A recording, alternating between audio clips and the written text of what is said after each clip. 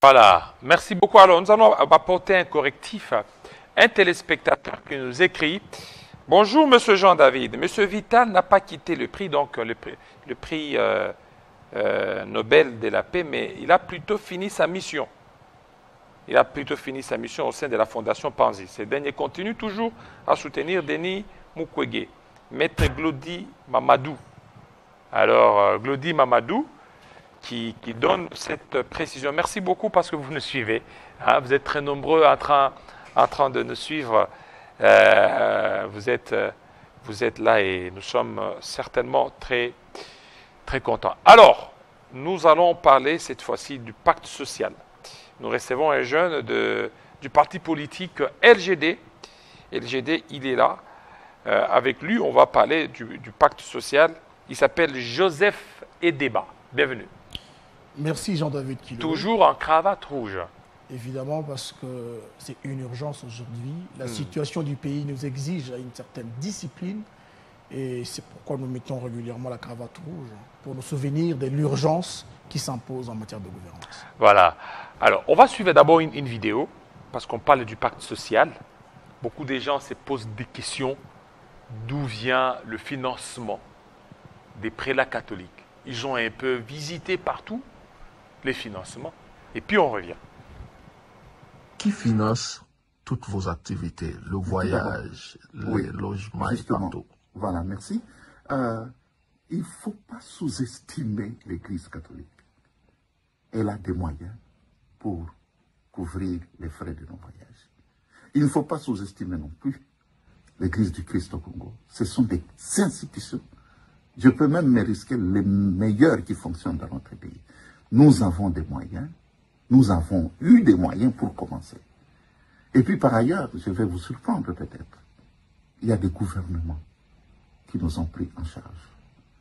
Et je salue justement ce qui a été fait. Et ça montre que, avant de prendre une quelconque décision sur cette initiative, il faut absolument réfléchir. Dans le gouvernement congolais? Non, pas du tout. Mais le gouvernement angolais, le gouvernement rwandais, le gouvernement kenyan, le gouvernement ougandais. Même le Rwanda vous a donné le moyen? Même le Rwanda. Le Rwanda qui nous agresse? Mais oui, enfin, oui. Qui agresse la RDC? Je vous dis que... Qui tue vos propres populations? Le Rwanda a trouvé notre initiative salutaire.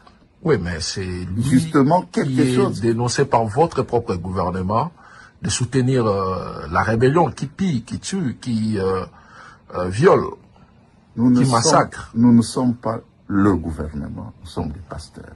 Et nous demeurons des pasteurs, même dans la recherche des solutions à notre drame. Oui, mais ici, dites-vous que vous recevez le soutien de ceux qui appuient la rébellion. Non, écoutez, là, il ne faut pas simplifier les choses. Je vous dis que les gens qui nous ont accueillis ont trouvé l'initiative très, très, très pertinente.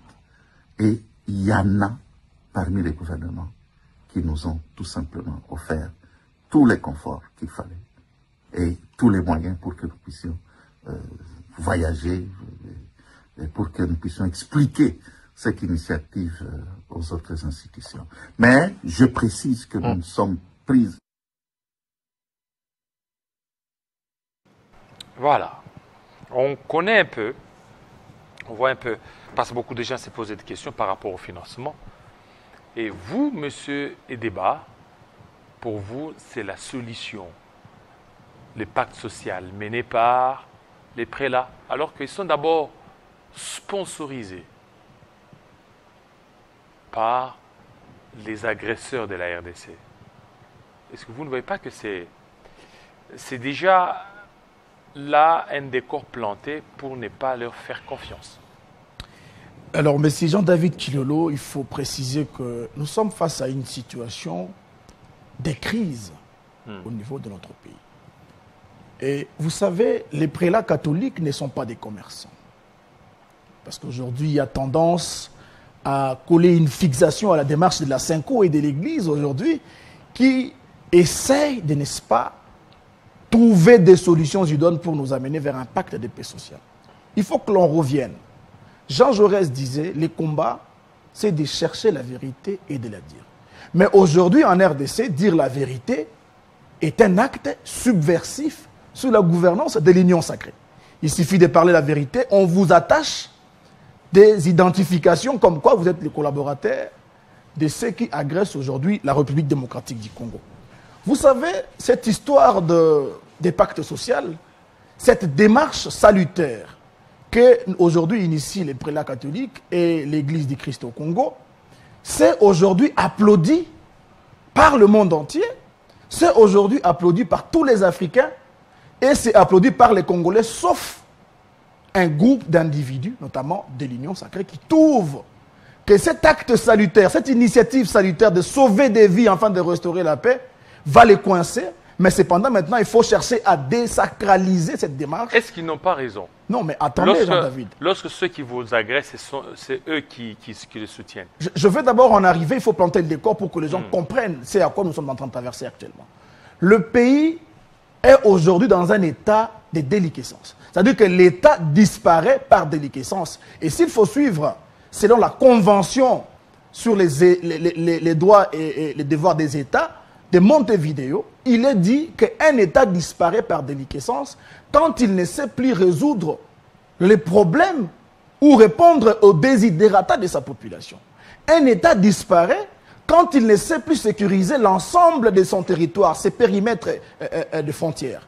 Actuellement, nous sommes dans le cas où, vous savez, en crise, nous avons de troubles au niveau de la situation politique du pays qui a été émaillée par les élections bâclées organisées par la CENI, qui a occasionné la méfiance et qui a, n'est-ce pas, planté cette haine, cette non-confiance au sein de la population envers les institutions. Sur le plan économique, les détournements, tout ce que vous savez qui n'a pas fait avancer le pays, mais aussi les dettes qui ont, n'est-ce pas, grimpé comme pas possible, ces éléments aussi caractérisent ce que nous avons comme crise. Mais ensuite, il faut dire que la population aujourd'hui ne sait pas recevoir auprès des dirigeants de réponses valables aujourd'hui à leurs besoins.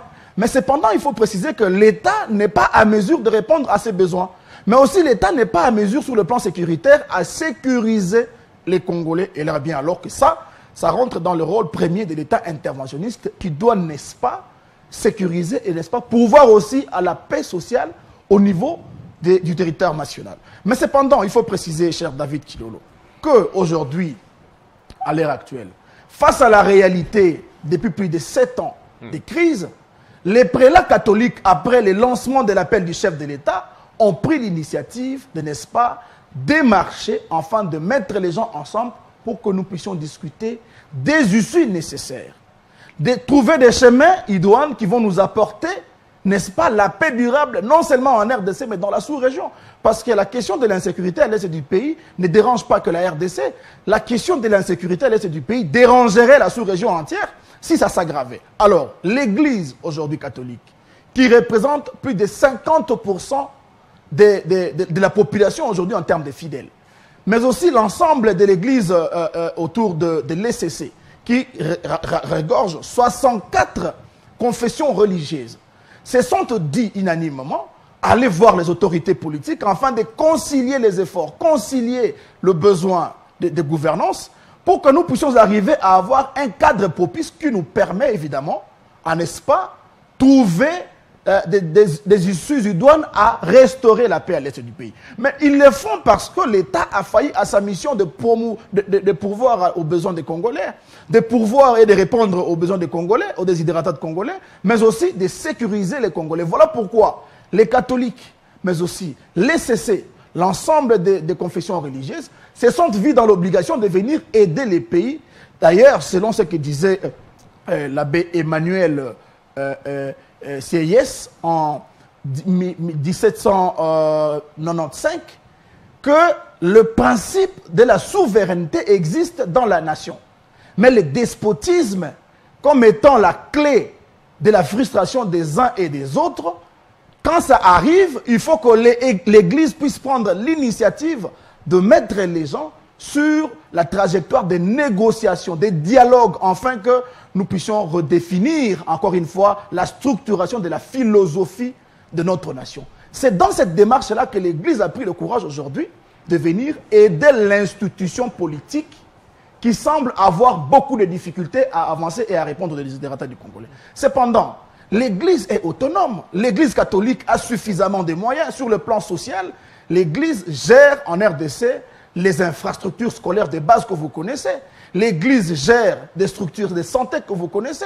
L'Église gère des associations et des hommes de vieillards s'il faut s'arrêter là. Donc du coup, l'Église n'a pas manqué de moyens pour entreprendre une initiative en s'autofinançant essentiellement. Oui, mais... Cependant, une précision de taille. Dans la coutume diplomatique, quand je viens vous voir, M. Jean-David Kilolo, c'est vous qui me logez. C'est vous qui me donnez à boire. C'est vous qui me donnez à manger. Quand bien même que j'ai mes préoccupations pour vous exposer, surtout en termes de rechercher la paix dans la sous-région, c'est vous qui me logez. C'est ce qui s'est fait avec les prélats catholiques. Les prélats catholiques n'ont pas dit qu'il y a une prétendue subvention à la démarche de, n'est-ce pas, trouver les paix sociales. Mais ce n'est pas le financement que vous êtes en train de penser. Non, ce n'est pas moi. Oui. C'est Fulgence Muteba, le président de la CENCO, qui dit qu'ils sont financés par l'Angola, le Burundi, le Rwanda. Et la question, c'est de savoir, le Rwanda qui nous agresse, vous recevez les financements du Rwanda. Alors, quel sera le jugement des valeurs face à cette situation? Le problème, c'est qu'aujourd'hui, il faut que nous puissions comprendre que les prélats catholiques, ils sont d'abord congolais. Ils ne se déplacent pas en RDC avec beaucoup de difficultés qu'aller à l'extérieur du pays. Et ce n'est pas le Congo qui les reçoit, parce qu'ils sont natifs d'ici. Mais aller dans un pays étranger pour la recherche de la paix, en Angola, je ne pense pas que les prélats catholiques vont devoir débourser de l'argent pour se payer les logements, se payer à manger, se payer les moyens de circuler ou bien de rencontrer les autorités politiques. Quand ils viennent pour une mission diplomatique, ils sont pris en charge. Il faut bien scruter, il faut bien déchiffrer la communication de Monseigneur Fulgence Muteba, qui a dit que l'Église est autonome. Commençons par là. L'Église a suffisamment de moyens pour s'autofinancer les rencontres au niveau national comme au niveau international. Mais cependant, parlant du financement, cher Jean-David Kilolo, il a parlé du fait qu'ils étaient bien reçus et bien traités, même par le Rwanda, parce que nous sommes en train de chercher à promouvoir ou à trouver des issues nécessaires pour nous rapporter la paix. Mais ça ne peut pas aussi se passer sans le pays qui nous agresse. Mais au-delà de tout, les prélats catholiques, l'Église n'est pas dans la politique active. Les prélats ne sont pas des politiques. Ils sont au-dessus de la politique. Ils sont dans l'ordre des pasteurs qui, n'est-ce pas, doivent agir pour aider à ce que nous puissions rapidement trouver une solution et rétablir la paix à l'est du pays. Parce que vous savez, si vous associez l'Église catholique et l'ECC, ils représentent aujourd'hui 75% de la population en République démocratique du Congo qui sont leurs fidèles. Alors, si aujourd'hui il y a par exemple tuerie ou meurtre à l'est du pays de 10 personnes, c'est-à-dire que 7,5 personnes sont de l'Église catholique et de l'ECC. Voilà pourquoi l'urgence voudrait à ce que l'Église catholique aujourd'hui prenne les devants pour rencontrer tous ces acteurs politiques qui n'osent pas, ont la responsabilité d'une manière ou d'une autre à ce qui se passe à l'est du pays pour, n'est-ce pas, discuter des causes, n'est-ce pas, profondes qui minent aujourd'hui l'insécurité à l'est du pays. Mais cela s'ajoute au processus de Nairobi et de Rwanda qui ne traitent que des questions externes. Mais le problème interne, c'est que nous devons aujourd'hui penser et comprendre que l'initiative des prélats catholiques est la seule sanitaire aujourd'hui qui puisse rétablir la paix à l'est du pays et mettre ensemble tous les Congolais, en n'est-ce pas, reconstruisant les tissus de la cohésion nationale, de la coexistence pacifique qui permettra à ce que nous puissions traiter les causes profondes de l'insécurité et restaurer la paix à l'est du pays. Voilà les soucis. Le Doha n'a pas donné grand-chose. Aujourd'hui, vous savez, cher David Kilolo, que les discussions qui se sont déroulées entre Paul Kagame et Félix-Antoine Tshisekedi n'ont pas donné résultat sur terrain parce que l'insécurité, la crise n'a pas cessé d'exister. Oui, mais les rebelles n'avancent pas, alors. Pardon? Les rebelles n'avancent pas? Non, mais les rebelles n'avancent pas, mais les rebelles n'ont pas aussi reculé. Les rebelles contrôlent toujours une grande partie de notre territoire. Et vous savez, cher David Kilolo, que l'État a failli à sa mission de protéger la nation. Donc c'est un État qui disparaît. Nos gouvernants sont à la tête d'un État qui disparaît, mais au lieu d'appuyer des solutions idoines, au lieu d'appuyer l'initiative sanitaire des prélats catholiques pour restaurer la paix, il débride, il cherche à dériver cette initiative avec les consultations en violation de la Constitution. C'est ce qui aujourd'hui a engendré ce que vous avez vu comme consultation avec M. Eberande. C'est-à-dire qu'il y a méfiance qui s'installe au niveau de la classe politique où les opposants ne font pas confiance aux dirigeants actuels parce qu'ils estiment que c'est eux qui sont à la base de la mauvaise gouvernance et de l'absence de leadership que nous avons aujourd'hui au sein de nos institutions. Retenez, cher Jean-David, que les hommes forts définissent les institutions fortes. Les institutions fortes définissent les progrès des nations.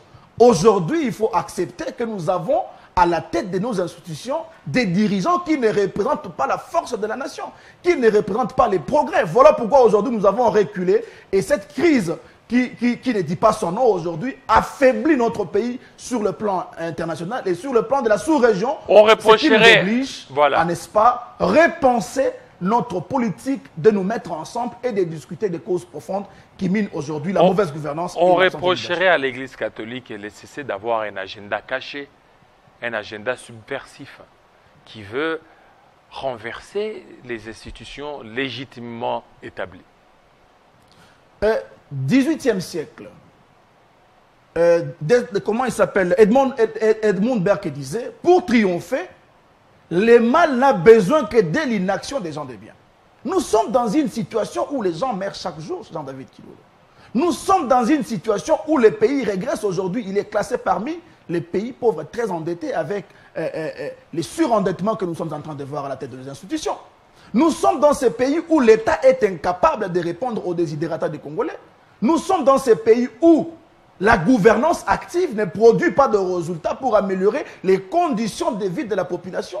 Et face à cette réalité, vous vouliez que l'Église puisse se taire. L'Église ne s'est pas tue. L'Église, comme autrefois, avec le Conseil national souverain, comme autrefois en 2016, a pris l'initiative d'aller proposer une initiative simple, cohérente, transparente, qui, n'est-ce pas, va aboutir à la restauration de la paix, mais aussi qui va aboutir à mettre les Congolais ensemble, afin de, n'est-ce pas, promouvoir un vivre ensemble paisible, mais aussi promouvoir un équilibre dans l'échiquier international. Voilà la démarche salutaire des prélats catholiques, qui aujourd'hui reste la seule issue de la crise. Mais cependant, les dirigeants de l'Union sacrée trouvent tous les moyens nécessaires. Ils subventionnent ces TikTokers et tous ces commentateurs que vous connaissez sur le net pour désacraliser la démarche de la Synco. Mais aujourd'hui, il faut dire, les gouvernants en place n'ont aucune proposition de la sortie de la crise.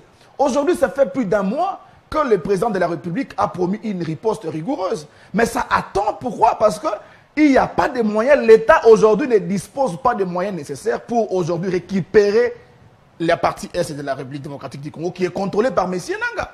Voilà les grands soucis. C'est-à-dire que nous sommes en phase où le pays est sur le point d'être balkanisé. Mais les dirigeants politiques de Kinshasa prennent la question à la légère et négligent l'idéal qui reste l'unique d'ailleurs de restaurer la paix dans les dialogues via la cohésion nationale, via un cadre de pacte de paix sociale qui, n'est-ce pas, remettra la sécurité à l'est de la République démocratique du Congo, mais aussi dans la sous-région entière. Voilà les grands soucis aujourd'hui. Tous ces influenceurs payés n'ont qu'un seul objectif, non pas de détruire les prélats catholiques, non pas de détruire l'Église, mais de, n'est-ce pas, permettre à ce que notre pays puisse être déchiqueté pour que notre pays puisse être encore une fois morcelé et balkanisé. Les grands soucis maintenant résident au niveau de la confiance et au niveau de l'éveil patriotique que les Congolais doivent avoir aujourd'hui et élever, pour, n'est-ce pas, que nous puissions comprendre ensemble que cette démarche est une démarche salutaire et nous devons l'appuyer comme il se doit, afin que nous puissions rétablir la paix, parce que Félix-Antoine Tshisekedi a échoué lamentablement à gouverner et à diriger ce pays. Parce que tout à l'heure, vous avez parlé de la cohérence. J'ai parlé de la cohésion. Cohésion, cohérence, effectivement. Qu'est-ce que les prélats catholiques proposent comme une alternative à la cohésion? Non, mais l'alternative à la cohésion nationale, il faut aujourd'hui comprendre que nous n'avons pas déjà la cohésion nationale. Il y a de ces opposants qui se retrouvent en exil. Il y a de ces opposants qui subissent, comme le cas de notre président national, les matraquages politiques de la part de ceux qui sont de l'Union sacrée. Il va répondre d'abord les 14. Hein? Vous comprenez? Il y a de ces opposants qui se trouvent à l'extérieur du pays, pas par leur choix. Il y a de ces opposants aujourd'hui qui subissent la menace de là où ils se retrouvent. Mais ceux qui aussi, ce climat de collaboration ne favorise pas un dialogue, ne favorise pas la confiance aux institutions. Voilà pourquoi l'Église a pris l'initiative de rencontrer chaque acteur politique et de l'Église et de la société civile, mais aussi chaque acteur politique au niveau international qui peut avoir de l'influence sur cette question de l'insécurité à l'est du pays, afin de discuter des mécanismes nécessaires pour trouver des solutions, mais des solutions qui vont garantir le rétablissement de la paix à l'est du pays et cesser avec les tueries. Cette initiative, elle est salutaire, mais je ne vois pas comment aujourd'hui, avec les dirigeants de l'UDPS, nous allons aboutir à la restauration de la paix à l'est du pays, parce que jusque-là, cher Jean-David Kilolo, les dirigeants de l'Union sacrée n'ont aucune proposition de solution face à la crise de gouvernance que nous vivons, face à la crise sécuritaire qui sévit à l'est de la République démocratique du Congo. Alors, la situation telle qu'elle se présente, la situation devient de plus en plus préoccupante. Doha, jusque-là, ça ne promet pas. Les consultations menées par Eberhard Sourinen, au niveau de Nairobi, au niveau de Luanda, et tout ça, ça ne bouge pas. Au niveau même de la SADC-EAC, ça ne bouge pas. Est-ce que là où, partout, ils ont échoué, l'Église catholique, les CC pourront apporter des pistes de solutions? Exactement, cher Jean-David Kilolo. Vous avez compris que tout ce que M. Félix-Antoine Tshisekedi a entrepris comme initiative pour restaurer la paix n'a pas donné grand résultat. Pourquoi? Parce qu'il y a tendance à ignorer les causes profondes qui minent l'insécurité. Les processus de Luanda, les processus de Nairobi ne traitent que des questions extérieures de la crise sécuritaire à l'est du pays, sans pour autant rentrer et analyser les causes profondes. Voilà pourquoi nous vous disons que les pactes de paix sociale, si vous lisez les guides, vous allez comprendre que ça vient compléter là où les processus de Luanda n'a pas touché, là où les processus de Nairobi n'a pas touché. Voilà pourquoi la seule issue, comme nous vous disons, c'est celle de, n'est-ce pas, mettre les Congolais dans la trajectoire des négociations, des discussions entre eux. Parce que cette histoire ne va pas finir parce que le Doha vient intervenir. Ça ne va pas finir parce que M. Tshisekedi va aller chercher les Américains pour venir protéger la RDC. Parce que vous savez que nous, quand nous sommes des dirigeants, il nous incombe comme responsabilité à protéger la population. C'est de la responsabilité et le rôle interventionniste de l'État de protéger son peuple. Ce n'est pas une autre nation, ce ne sera pas la SADC, ce ne sera pas l'Union européenne qui viendra combattre pour les FARDC. C'est nous-mêmes qui allons promouvoir les cadres nécessaires pour restaurer la paix. Mais aussi, s'il faut défendre notre territoire avec une construction de l'armée efficace et dissuasive, ça ne se fera que par les Congolais eux-mêmes. Donc, il n'y aura aucune autre solution en dehors de la solution et de l'initiative proposée par les prélats catholiques dans leur mission des bons offices, ce qui n'est pas première aujourd'hui. Ça a été fait avec le Conseil national souverain, Jean-David Kilolo. Ça a été fait en 2016. Si aujourd'hui l'IDPS est au pouvoir, c'est à cause de ces bons offices offerts par, n'est-ce pas, l'Église à l'époque. Mais aujourd'hui, face à la crise, quelle est la solution que nous sommes en train de vouloir aujourd'hui intérioriser ou implémenter pour restaurer la paix à l'est du pays? Il n'y en a pas. De la part de nos gouvernants, il n'y en a pas. C'est pourquoi l'Église a pris encore une fois la relève pour venir intervenir, comme je vous ai dit selon les propos de l'abbé Emmanuel Seyès, qui disait que les principes de la souveraineté existent dans la nation essentiellement.